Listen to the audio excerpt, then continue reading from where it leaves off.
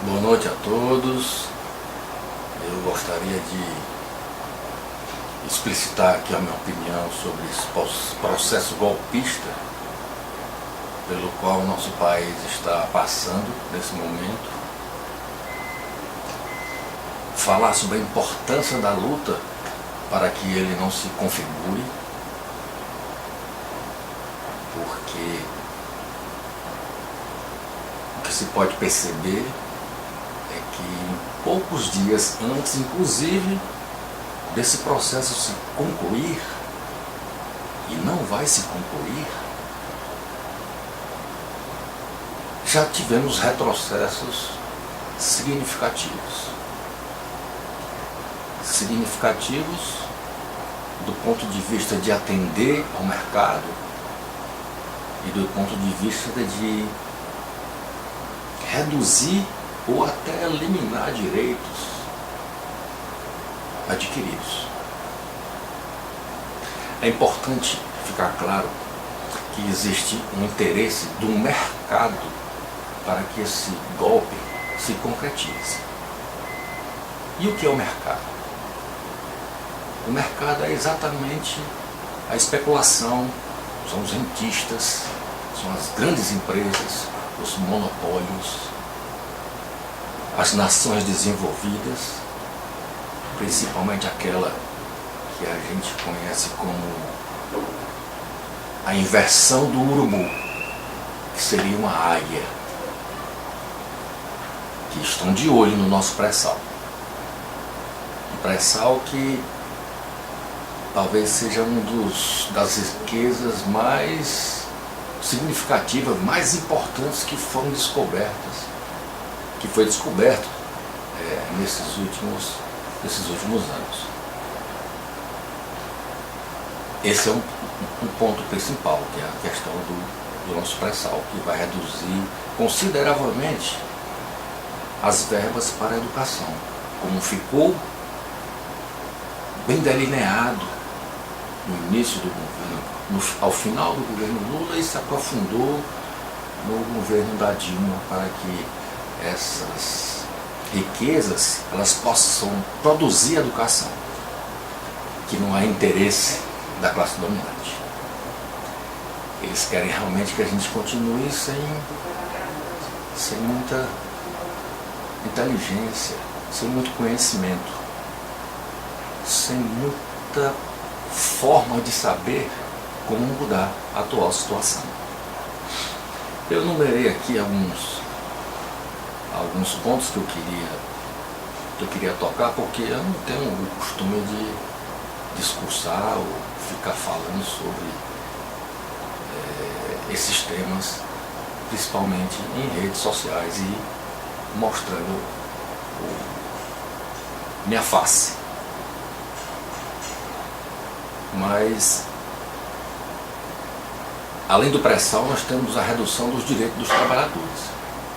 A CLT ela deverá ser fortemente atacada por esse atual governo,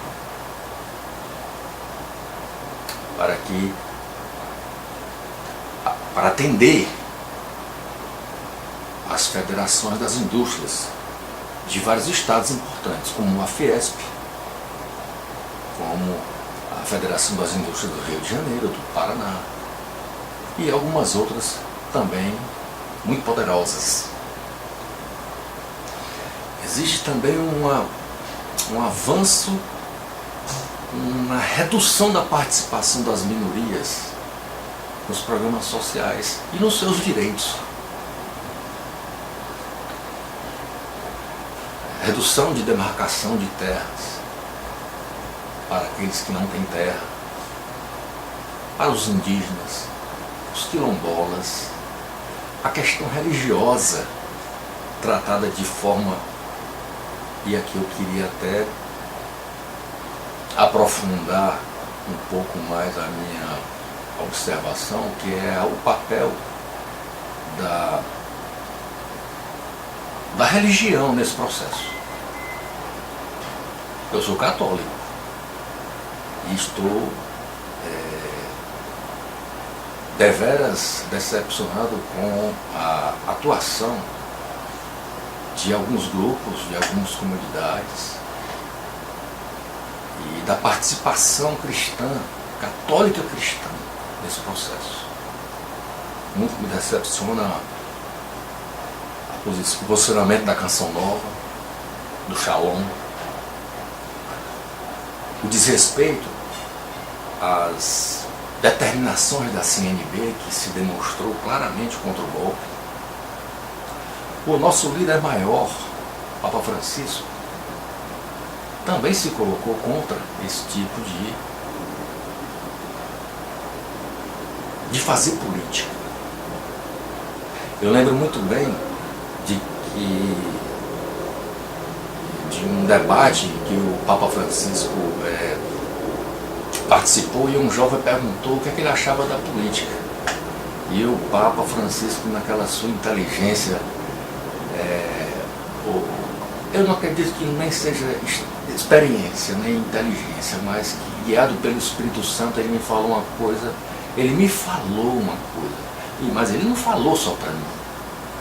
Está registrado na internet. Ele disse que a política é um ato de caridade mais abrangente do que um ato individual, porque o político ele representa uma parte da sociedade. A gente não deve se distanciar da política. Esse foi o recado do Papa Francisco. Mas e aí, como lutar para reverter esse quadro, né? Eu fico pensando no papel de cada um de nós, para que a gente possa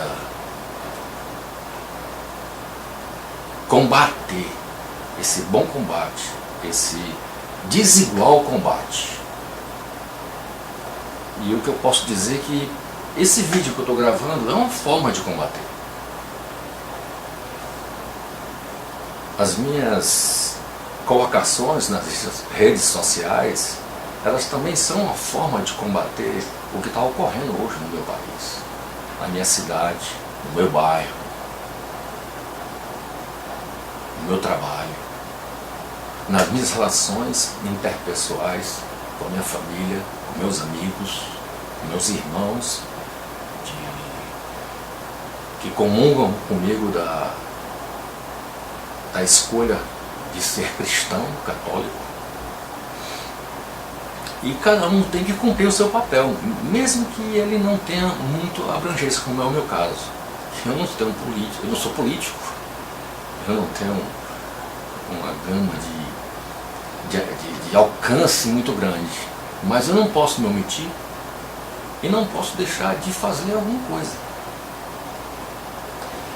Então eu acho que todos nós devemos participar de alguma forma, seja nas redes sociais, seja nas manifestações, seja nos movimentos voltados para a volta da democracia de verdade. Porque a nossa democracia ainda é muito incipiente, muito frágil.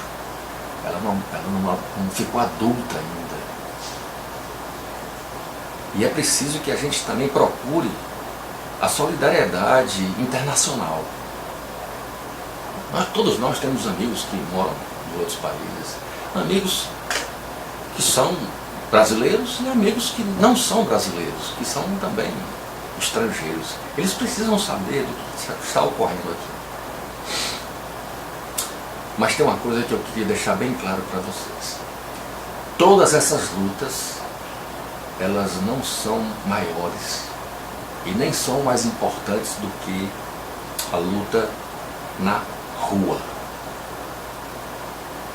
Na rua. No enfrentamento. No enfrentamento do que está ocorrendo hoje no Brasil, que não é discutido. Primeiro, é que nós estamos sendo colocados por nossos políticos golpistas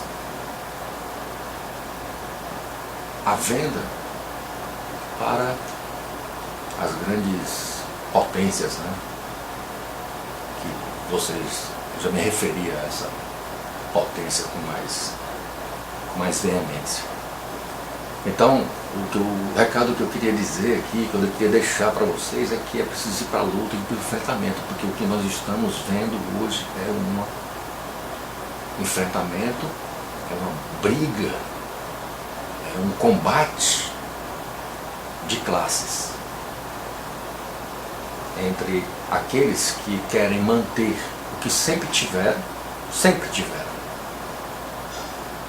em detrimento daqueles que nada tiveram e que nos últimos 12 anos ou mais estão tendo e estão realmente incomodando a essas pessoas.